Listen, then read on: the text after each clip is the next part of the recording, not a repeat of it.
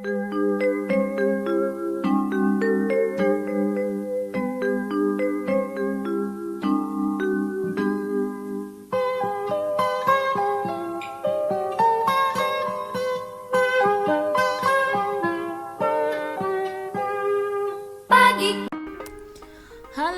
assalamualaikum warahmatullahi wabarakatuh. Bagaimana anak-anak kabarnya hari ini? Bu Guru harap kalian tetap sehat ya. Dan jangan lupa berdoa dulu sebelum memulai pelajaran hari ini ya. Berdoa mulai. Berdoa selesai. Anak-anak, hari ini kita akan belajar SBDP tentang patung. Minggu kemarin kita sudah coba membuat patung dari hewan ya. Sekarang kita lebih memantapkan materi patung lagi.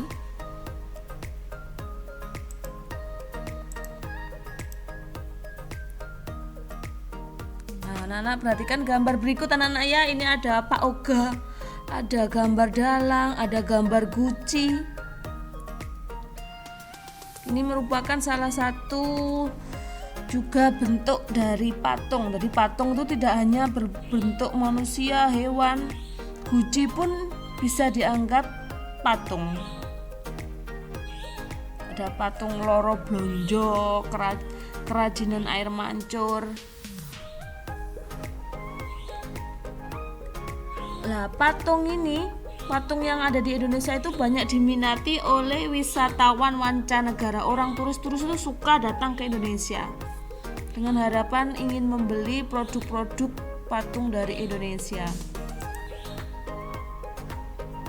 Nah, kebanyakan dihasilkan di UKM Kasongan di Yogyakarta. Ini banyak anak-anak. Nanti kita bisa main ke sana melihat. Kemudian patung itu bisa dibuat dari tanah liat dengan cara ditekan-tekan seperti kalian membuat kemarin. Ditekan-tekan, diberi air, terus kemudian dibentuk. Yang seperti kalian yang praktekkan kemarin. Selanjutnya ada teknik membuat patung dari tanah liat. Yang pertama ada namanya teknik menekan, teknik cetak tekan. Jadi ada cetakannya, terus tanahnya taruh di atasnya sini anak-anak. Nah, terus diplek-plek-plek kayak biasanya. Tekan-tekan, terus kemudian dilepaskan jadilah seperti ini. Kemudian ada tekniknya dengan cara teknik diukir tahu kan? Nah, misalnya ada guci seperti ini, kita pakai jarum atau paku, terus kita ukir-ukir. Nah, selain terbuat dari tanah liat, patung bisa dibuat dari kayu. Nah, seperti contoh ini, kebanyakan di Bali nih gambar kayak gini. Nah, ada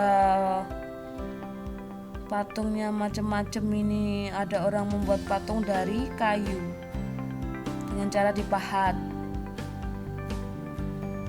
Ini adalah patung khas dari Bali, Gianyar, Bali. Bentuk patung ada yang berbentuk hewan, kemudian ada tumbuhan, ada juga yang berbentuk manusia. Nah, seperti ini. Terus bagaimana cara membuat patung? Cara membuat patung yang pertama, sebelum membuat patung kita sebaiknya menentukan tema. Misalnya mau bikin hewan, temanya hewan, ada hewan ternak, hewan liar, atau hewan yang lain seperti kita praktekkan minggu kemarin. Kemudian setelah menentukan tema, kalian tentukan bentuknya. Misalnya jika temannya hewan ternak, bentuknya sapi, kerbau, ayam, dan sebagainya. Setelah itu siapkan alat dan bahan dan buat patungnya. Jadi, kemudian tujuan membuat patung adalah untuk menghasilkan karya seni yang dapat bertahan selama mungkin. Tujuannya ya.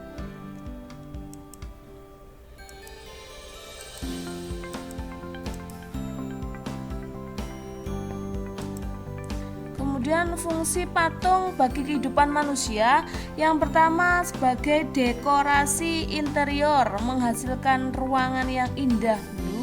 Bagus. Ya, di dalam ruangan dikasih hiasan patung kelelawar.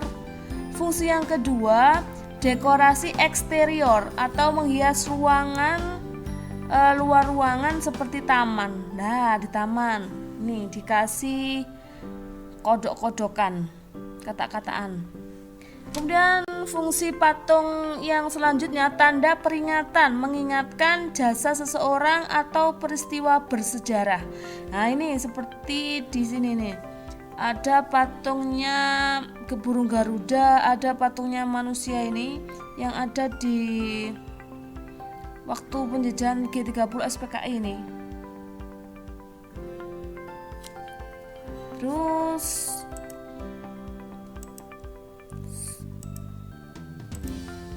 kemudian fungsi patung selanjutnya sebagai identitas daerah. Nah, ini seperti contoh di sini ada Suro dan Boyo. Ini khas daerah Surabaya. Kemudian ada pohon apel di Malang, di Batu ya. Surabaya ini Batu, Malang.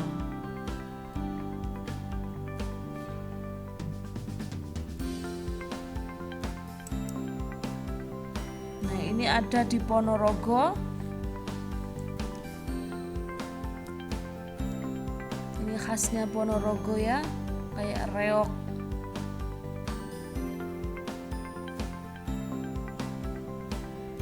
Kemudian ini Bali. Anak-anak, jangan lupa kalian kerjakan tugasnya dengan sebaik-baiknya, dan jangan lupa di rumah belajar terus, mainnya dikurangi, dan tugasnya segera dikirim ke classroom. Dan Bu Guru harap pembelajaran hari ini menyenangkan dan kalian tidak bosan-bosan untuk belajar lagi ya, dan semoga ilmu hari ini bermanfaat. Wassalamualaikum warahmatullahi wabarakatuh.